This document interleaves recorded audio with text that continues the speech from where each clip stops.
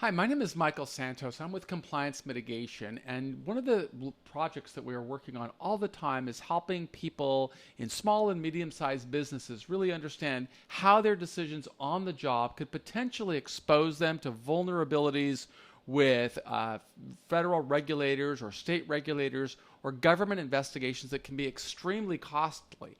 They can even expose many people to potential charges for white-collar crimes. And today I'm going to be reading to you one of the lessons that we feature on our site. You can find these lessons really easily. If you're watching this on video, you can see you just go to our website at compliancemitigation.com, click on services like this, and on any of these sidebars right here, you will see here it says the case study library. If we click on the case study library, we just see an abundance of cases. And all of these cases really we've designed in a manner to just show people who are really not criminogenic people, just people on the job, but to show them what happened. How did they go astray? What happened to them that led them into a government investigation and then into potentially white-collar crimes? And today we're going to talk about a company that's really a fast-growing company. It's part of this phenomenon that has really taken the world by storm called vaping. And one of the big companies is called Juul, Juul. I believe it's based in a foreign country, but it's really been a successful company. It's now valued, I think, at more than $1 billion.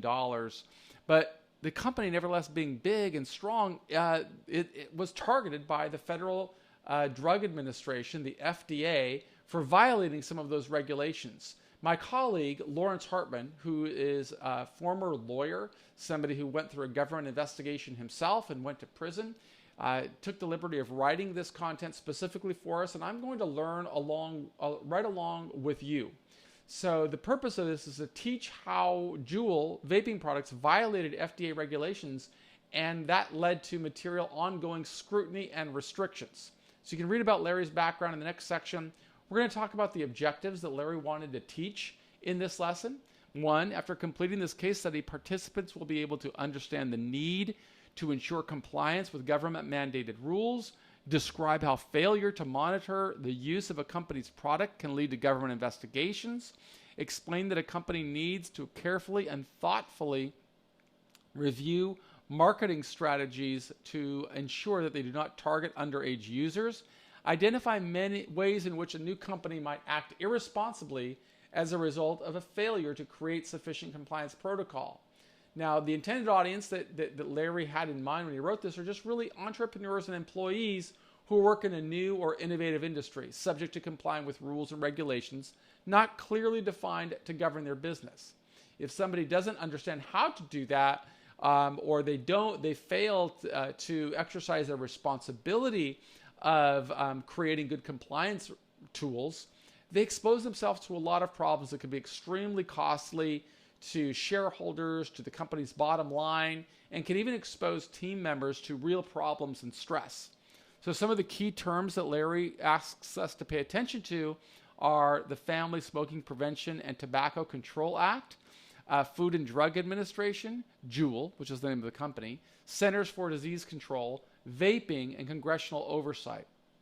All of those are terms that are going to come up in this article. Now, he tells us what the current state of the industry is. The Family Smoking Prevention and Tobacco Control Act is a federal statute in the United States that was signed into law by President Obama on June 22nd, 2009. The act gives the FDA the power to regulate the tobacco industry. A signature element of the law imposes new warnings and labels on tobacco packaging and their advertisements, with the goal of discouraging minors and young adults from smoking. The act also bans flavored cigarettes, places limits on the advertising of tobacco products to minors, and requires tobacco companies to seek FDA approval for new tobacco products. What's the future state? Well, he's saying that the smoking-like practice known as vaping was in its infancy in 2009 when the Tobacco Act became law. As a result, these rules in the Tobacco Act do not specifically pertain to vaping. There are certain important guidelines set forth regarding cigarettes and smokeless tobacco in the Tobacco Act. The FDA is imbued with general powers to regulate products associated with vaping, and companies selling vaping products can anticipate additional regulations and potential bans for all our part of the product lines as the growing law in this area more fully develops. So this may be specific to the vaping industry, but it's really just what we need to know is that with a big government, there are going to be many regulations and there are going to be bodies that are charged with the responsibility of overseeing how businesses operate. Sometimes they launch investigations, and if it's a federal investigation, that means that they can make inquiries, they can demand documents, the regulators can speak with people, and when they do, people should know how to respond, because a federal investigation or any type of government investigation has enormously high risks, inherent risks. For example, when you don't have to speak to any government regulator, but if you do, you can't lie, because there are criminal implications for anybody that lies to a government agent. So here's the situation. A new industry spawned from innovative technology with the beneficial intention of weaning people off of cigarette smoking that people perceived as more dangerous. Proof to substantiate such claims required time and research. Further, certain companies utilized marketing techniques and offered product lines that seemingly encouraged underage use of their products. The FDA targeted one of the industry's largest and fastest growing companies in order to send a message and curtail rampant use of its rules until such time that sufficient information existed to determine the safety and utility of vaping products. So this is an example of the government going after a successful player to really make an example so that other people will follow. But we can't ignore a government investigation. We've got to say, wow, that could happen to us, even to a smaller company. So here's the background. In 2005, two former cigarette smokers, Bowen and James Monsees, met while taking grad courses in product design at Stanford, and they developed an e-cigarette vaporizer known for cannabis and loose-leaf tobacco. The vaporizer eliminated many of the carcinogenic toxins and chemicals typically associated with smoking cigarettes. The intent of their product was to provide a safe and more satisfying alternative to nicotine patches that would help people stop smoking cigarettes. The product went through several iterations until Bowen and Monsees perfected the design, marketing and distributing of its product named Juul, founding a company of the same name in May of 2015. Juul quickly began taking the country by storm as a device to help reduce smoking, primarily using an oil base ingested in an atomized form sold in Juul packs. These Juul packs were also known as pods or vape juice. The product, however, also found a market with adolescents. Juul's sleek design led some people to call it the iPhone of cigarettes, making it a rather cool habit for young high school students. Juul, moreover, sold the packs in a plethora of flavors ranging from a rather normal menthol to mango, cream, and even bubblegum. Juul did nothing to counter this troubling development. In fact, it sounds like Juul kind of spearheaded it. Juul became one of the most popular e-cigarette manufacturers in an industry that spawned from nothing in 2006 to more than $14 billion in revenues in 2019. The company grew from 200 employees in September 2017 to 1,500 employees by the end of 2018. So it looks like a great entrepreneurial venture in a somewhat controversial industry. In July 2018, Juul raised $650 million, giving it a valuation of $15 billion. Wow. And that's just a really new company. On December the 20th, 2018, Altria, one of the world's largest cigarette manufacturers, bought a 35% stake in Juul for $12.8 billion. Wow. According to Wells Fargo, the deal valued Juul Labs at $38 billion. At the time, Juul had an annual revenue of about $2 billion. Juul bought a building in San Francisco in 2019 for almost $400 million, just to show you the depth and breadth of their capital. In April 2018, former Massachusetts Attorney General Martha Coakley joined Juul, working in the government affairs team to coordinate lobbying for the product while advocating against underage usage. Oakley's position as a former Attorney General, now lobbying state attorneys general for the vaping industry, called her work into question, particularly since Juul, a leader in the electronic cigarette industry, had been accused of marketing addictive nicotine products to youth. A mysterious spate of vaping illnesses and deaths began occurring in 2019, causing in excess of 2,500 lung-related illnesses and claiming more than 68 lives throughout the United States. The Centers for Disease Control and FDA and the Food and Drug Administration frantically sought to discover the reason behind the rapid spread of the problem. Juul, as an industry leader in vaping, bore the brunt of considerable political pressure as uncertainties swirled around the root cause of the health issues. While tainted counterfeit pods were eventually blamed, Juul now found itself intensely under the microscope of government regulators. So here's Larry's analysis.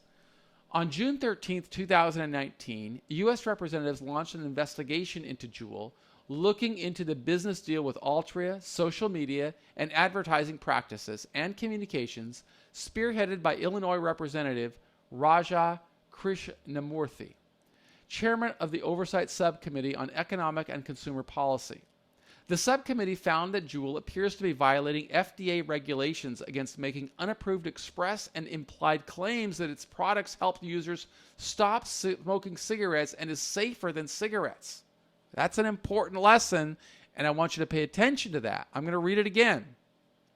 The subcommittee found that Juul appears to be violating FDA regulations against making unapproved express and implied claims. Okay, regulations against making unapproved express and implied claims that its products help users stop smoking cigarettes and is safer than cigarettes. When you make claims like that, you expose yourself to government problems. The subcommittee also accused Juul of deploying a sophisticated program to target children and teenagers, including schools and summer camps, as part of an effort to become the nation's largest seller of e-cigarettes. Well, clearly they're an entrepreneurial venture. They want to succeed at what they're doing, and they put themselves in the crosshairs of government investigators. In September 2019, the FDA, in a harsh warning letter, criticized Juul Labs for illegally marketing its e-cigarettes as less harmful than regular cigarettes and ordered the company to correct the violations immediately or face tougher enforcement actions. Now, this doesn't only apply to Juul, that would apply to everybody in the industry. The FDA's warning letter said the testimony showed that Juul marketed its vaping products as modified risk tobacco products, meaning the company included claims that the products present a lower risk of tobacco-related disease or are less harmful than one or more other commercially marketed tobacco products. Under federal regulations, such modified risk claims must be authorized by the FDA. Juul's failure to get such authorization, the FDA said, means that the company sold and marketed adulterated products. These are potential real problems for any entrepreneur or any sales professional that works with them under this theory of knew or should have known, or being willfully blind, or vicarious liability. There are a lot of legal implications that come with this language, and business professionals should know about it. The FDA, in a second letter, asked the company for documents and information about several marketing and outreach practices detailed in the July congressional hearing. Again, these are red flags of an ongoing and intensifying government investigation. It said that despite Juul's commitment to address the surge in youth use, the company's products continue to represent a significant proportion of the overall use of e-cigarette products by children. Some of this youth use appears to have been a direct result of Juul's product design and promotional activities and outreach efforts, the FDA said.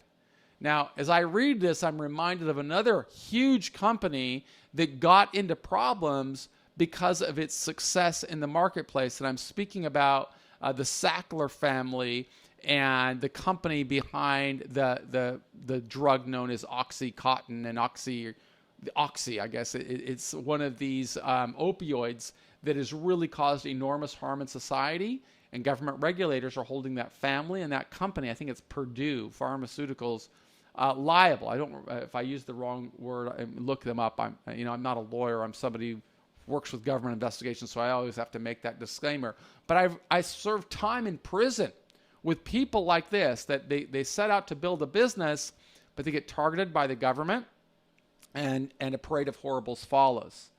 On September the 25th, 2019, it was announced that Kevin Burns was stepping down as CEO of Juul. In October 2019, Juul announced plans to lay off approximately 500 workers by the end of 19, and several key executives resigned from the company. On October 31st, Altria announced that it was writing down $4.5 billion of the investment it had made in Juul by recording a charge against results. In the face of a clear upcoming ban, Juul voluntarily discontinued most of its flavored pod products in early 2020. The FDA currently allows Juul and other vaping manufacturers to continue operations until calendar year 2022, as numerous ongoing studies attempt to determine the safety of vaping products. The goal is to ensure that the FDA has the proper scientific and regulatory foundation to efficiently and effectively implement the Tobacco Act, to make certain that the FDA is striking an appropriate balance between regulation and encouraging development of innovative tobacco products that may be less dangerous than cigarettes. So here are Larry's recommendations. Companies do well to tread with caution when getting involved in uncharted areas of the law.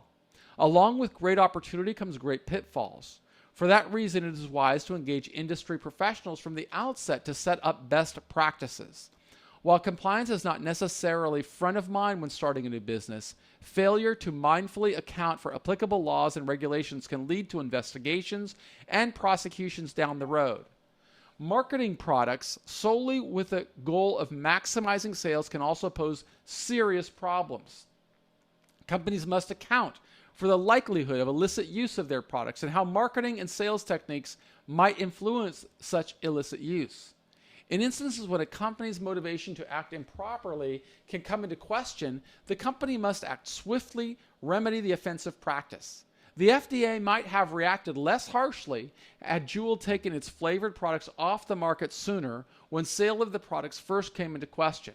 Similarly, Juul could have hired former Massachusetts Attorney General Martha Coakley as an advisor to help develop best practices instead of hiring her to serve as a lobbyist.